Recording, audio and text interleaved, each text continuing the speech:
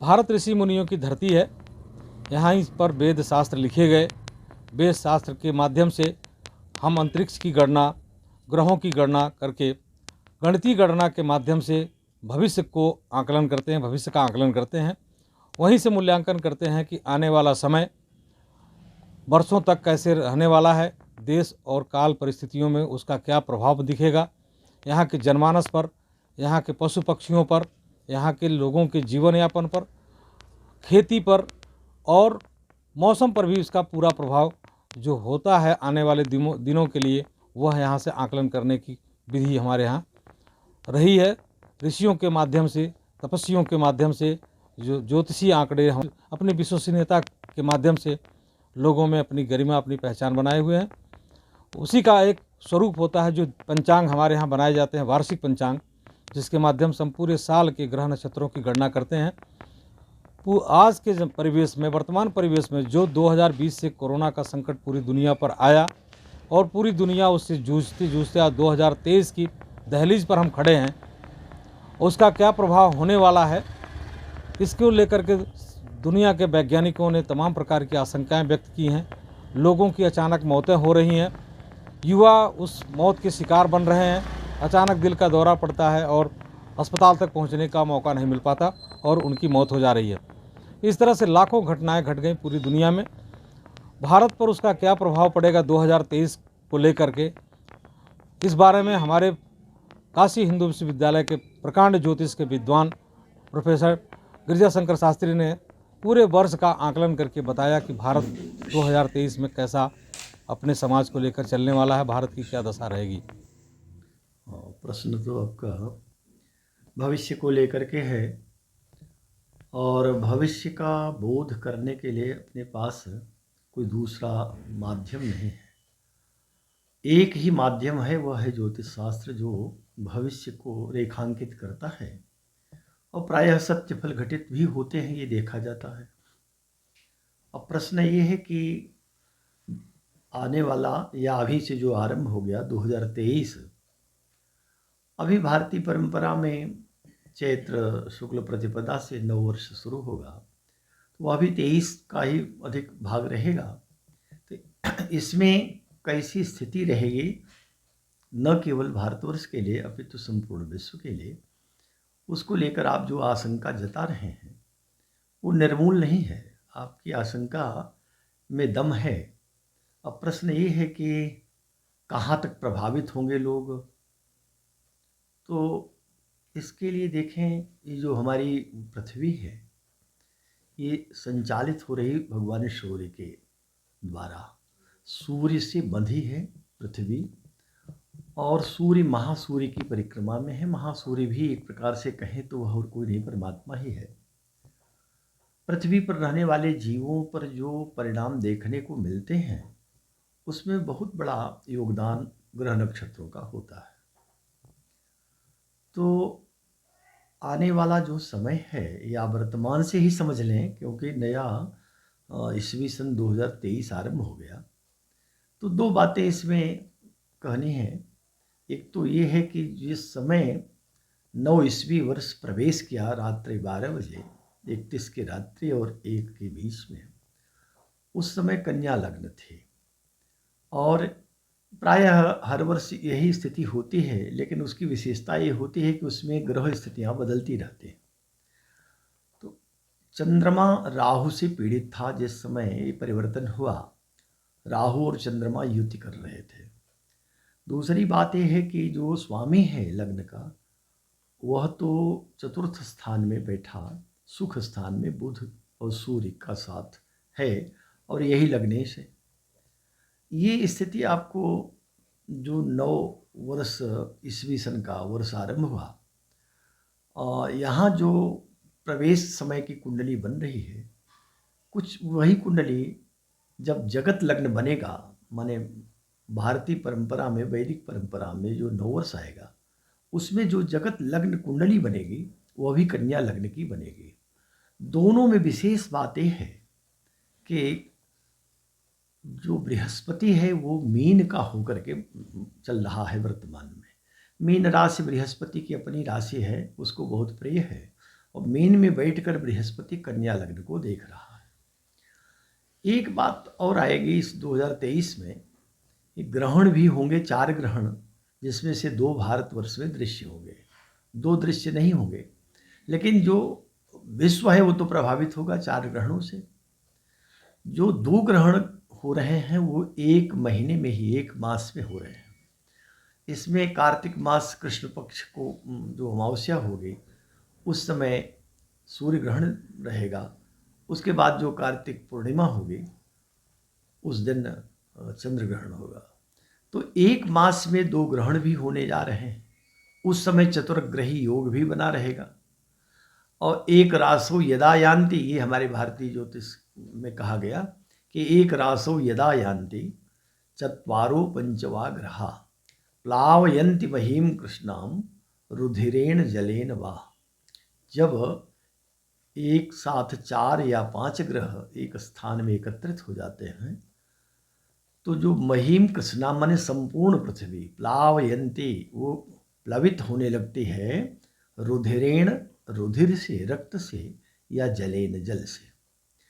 तो एक तो ये समस्या आएगी कि जहाँ तक युद्ध की बात है, अब ये युद्ध अभी शांत होने वाले नहीं हैं। 2023 में परस्पर तनातनी रहेगी और कहीं कहीं छिटपुट और कहीं भीषण युद्ध भी होंगे।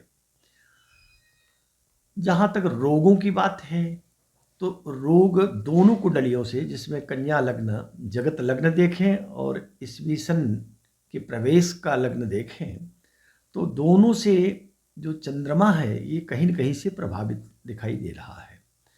चंद्रमा जगत लग्न में शत्रु क्षेत्री है, शनि के घर में बैठा है और शनि से द्विर्द्वादश संबंध बना रहा है। इसका अर्थ यही है कि चंद्रमा और शनि का, चंद्रमा और राहु का संबंध बहुत अच्छा नहीं है। ये संकेत दे रहा है कि बड़े संकट से विश्व गुजरेगा, जिसमें भारतवर्ष की बात अगर हम करें केवल अपने यहाँ के, तो प्रभावित तो भारत भी होगा, लेकिन बृहस्पति की दृष्टि प्रधान है जो देख रहे हैं लग्न को, इसलिए भारतवर्ष में बहुत अनिष्ट की आशंका नहीं है। छिटपुट जो दिक्कतें होती हैं तो पृथ्वी पर प्रायः जो प्रकृति में परिवर्तन होता है, ये द्वंद्वात्मक प्रकृति है ही। सुख दुख, हानि लाभ, जीवन मरण, जस अपजस, ये जो द्वंद्वात्मक स्थिति होती है, जिसको हम कहते हैं कि यह परिवर्तन माने बिना सुख के दुख नहीं, दिन के बिना रात्रि नहीं। तो ये परस्पर जो दिन और रात्रि आते हैं एक दूसरे को जोड़ते हैं। विनाश भी सर्जन होता है, सृजन जो होता है वो विनाश के बाद ही होता है। तो एक ओर सर्जन माने सृजन और दूसरी ओर विध्वंसक स्थिति, ये दोनों बनी रहती हैं। ग्रह नक्षत्र जो हैं संकेत देते हैं, उसमें पापक ग्रह होते हैं, शुभ ग्रह होते हैं। तो शुभ ग्रहों में बृहस्पति की दृष्टि लग्न पर हो रही है और बृहस्पति धर्म प्रधान ग्रह, अध्यात्म का ग्रह है। तो जो धर्म युक्त जन होंगे, माने धार्मिक कार्यों में लगे होंगे अथवा धर्म के प्रति जिनके मन में आस्था है और नित्य भगवान का स्मरण पूजन भी करते रहते हैं, ऐसे लोगों पर तो विशेष संकट नहीं होगा। यह जो उपद्रव होते, उत्पात होते, चाहे प्रकृति के द्वारा हों या मानवीकृत हों, इसमें 3 प्रकार के होते हैं। एक उत्पात होता है दिव्य उत्पात, जो देवताओं के द्वारा किया जाता है। एक अंतरिक्ष उत्पात होता है जो आकाशीय ग्रह नक्षत्रों के द्वारा आता है। और तीसरा होता है भौम उत्पात। भौम माने मनुष्यों के द्वारा किए गए कृत्य, जो अशुभ कृत्य हैं। तो जब असत्य का बोलबाला हो जाता है, अधर्म का बोलबाला हो जाता है, नास्तिकता बढ़ जाती है, एक दूसरे को लोग पहचानना बंद कर देते हैं। अपनत्व भी जहाँ तक पिता पुत्र तक का होता है, भाई बंधु का, वो भी जब आपस में लड़ने लगते हैं, धन ही सब कुछ हो जाता है, तो पृथ्वी में क्षोभ होता है। और वह क्षोभ चाहे कोई मानवीकृत हो रहा हो या चाहे दिव्यांतरिक्ष कोई भी उत्पात हो रहे हों, वो प्रभावित करते हैं। पर यह है कि परमात्मा की सृष्टि है, रक्षा वही करता है।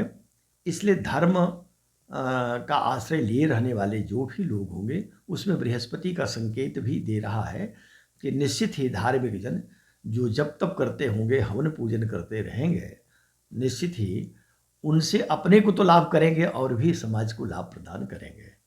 तो जहाँ तक हमें लगता है कि जो ग्रह नक्षत्रों के संकेत से कष्ट बढ़ने वाला है विश्व में, अभी से लोग सावधान हो करके अगर पृथ्वी का संतुलन चाहते हों, पर्यावरण संतुलन चाहते हों और रोग दब जाए, रोग हावी न होने पावे, युद्ध आदि न हो, इसके लिए बड़े अनुष्ठान होने चाहिए और नित्य अग्निहोत्र भी हो, हवन हो।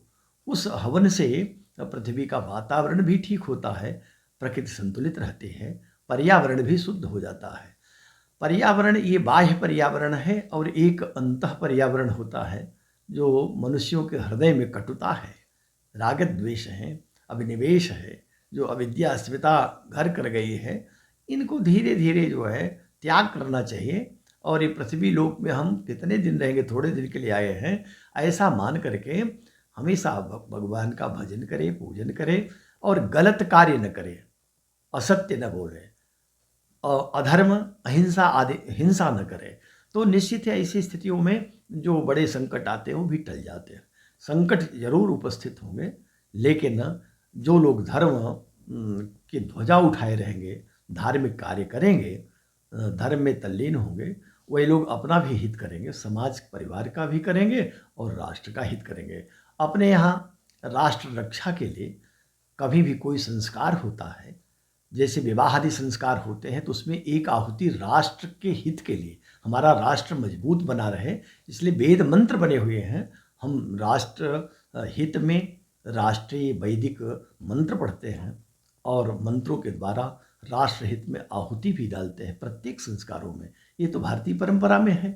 तो भारत उतना प्रभावित नहीं होगा केवल बृहस्पति की दृष्टि से, क्योंकि भारत धर्म प्रधान देश रहा है, अध्यात्म प्रधान रहा है, आज से नहीं अनादि से। तो भारत की तो रक्षा होती रहेगी, परमात्मा करेगा, बृहस्पति करेंगे जिनकी दृष्टि लग्न पर हो रही है। जगत लग्न में भी बृहस्पति अपने घर का होकर के लग्न को देख रहा है, और 9 ईस्वी वर्ष के प्रवेश के समय में भी कन्या लग्न है, वहाँ भी बृहस्पति अपने घर को लग्न को देख रहा है। इसलिए ये रक्षा भारतवर्ष की होगी, पर विश्व में बड़े बड़े संकट उपस्थित होंगे। जैसा बताया, रुधिरेण जलेन वा, जल से भी बाढ़ आदि आने से, भूस्खलन आदि होने से, अथवा भूकंप आदि आते हैं, कभी भी सुनामी इत्यादि आ जाती हैं, इनसे प्रभावित होंगे और कहीं युद्ध की स्थिति बनेगी जिसमें बहुत सारे लोगों पर संकट उपस्थित हो जाएगा। ये ज्योतिष के माध्यम से कहा जा सकता है।